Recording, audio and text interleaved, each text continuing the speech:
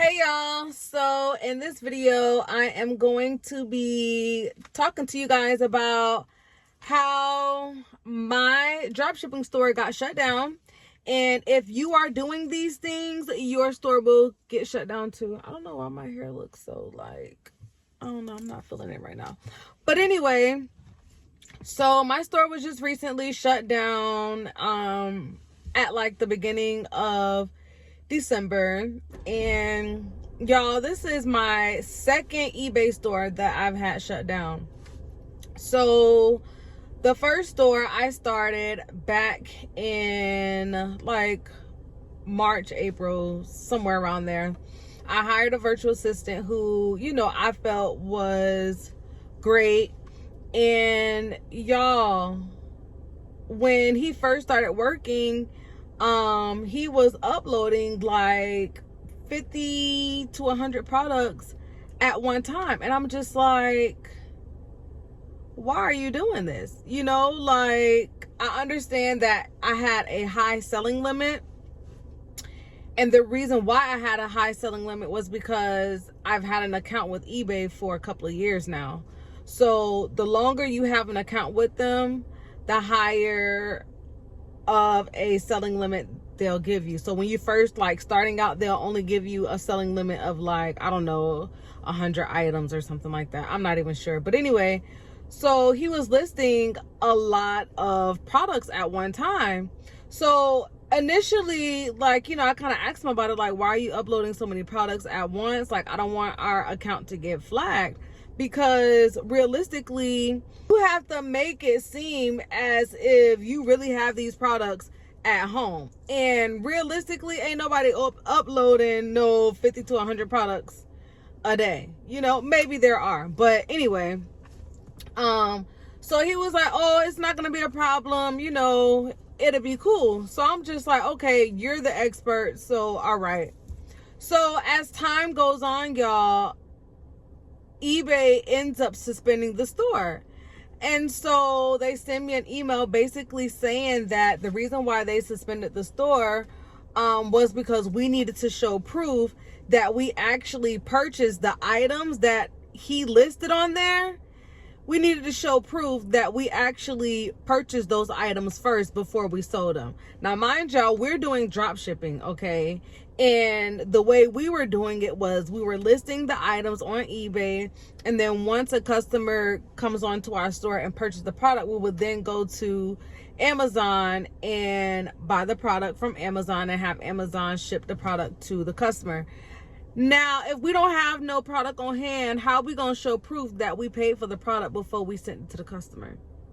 And that's what I was trying to tell this virtual assistant, you doing too much. But because he was the expert, I just kind of let it go and just let him do his thing.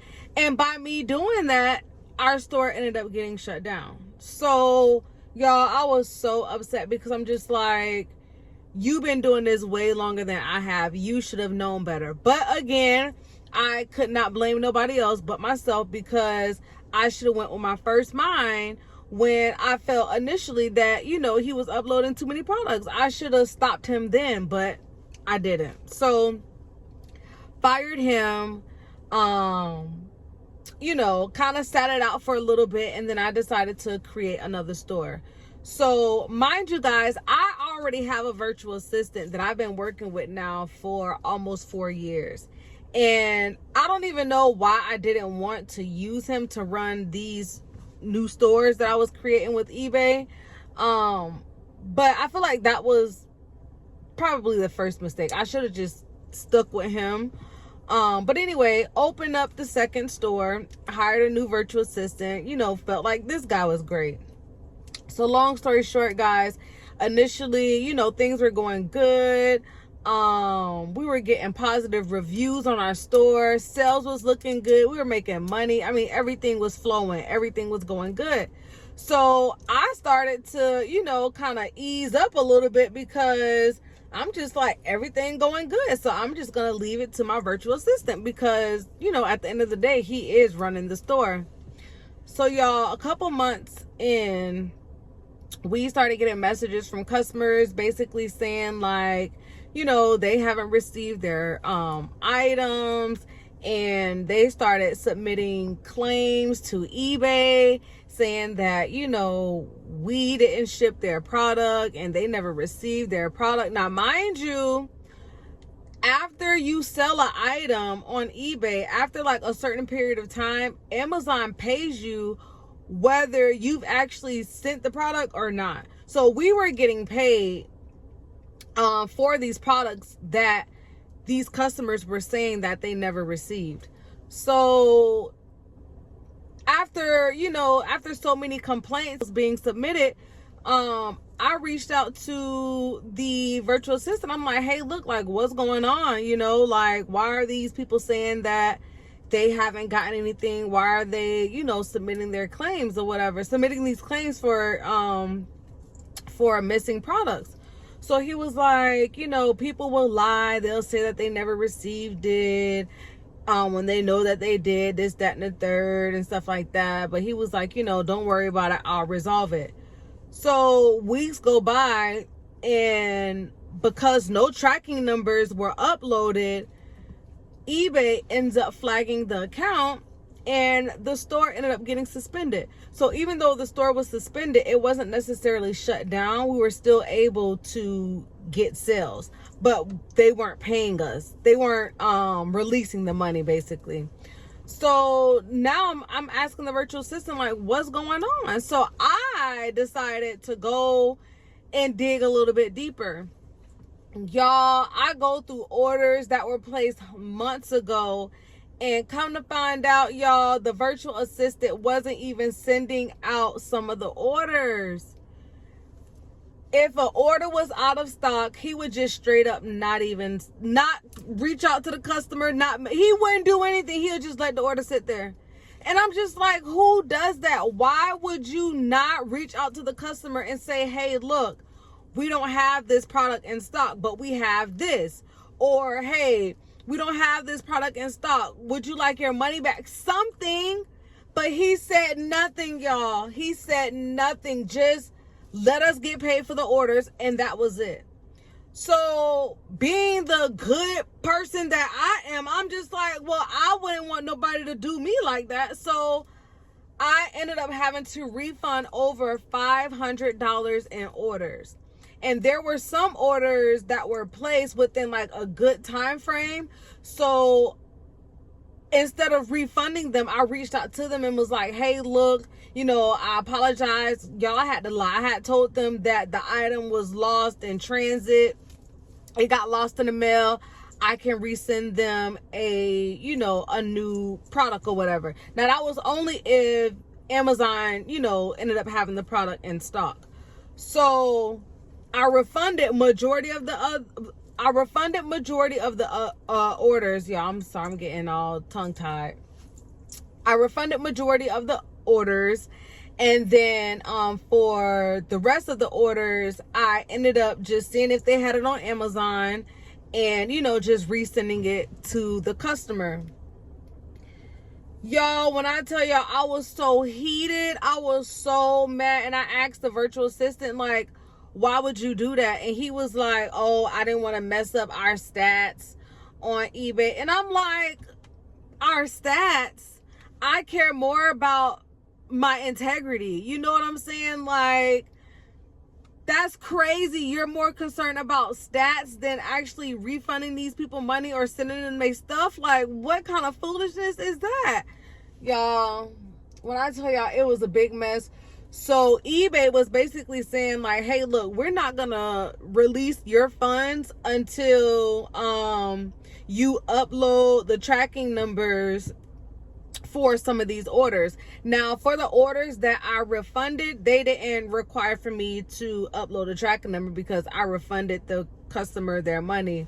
But for the ones that I did end up ordering, I had to upload tracking numbers. Now, mind you, outside of those orders, there were other orders that just simply did not have a tracking number. So he did send those out because I confirmed it on Amazon. But eBay was still saying like, we need these tracking numbers. We need to know for sure that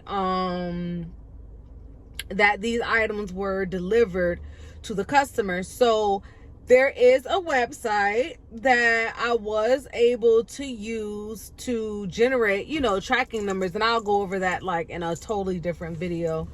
So I was able to upload, you know, a lot of tracking numbers so that, you know, I could get my account reinstated. So I uploaded tracking numbers. That was good and everything.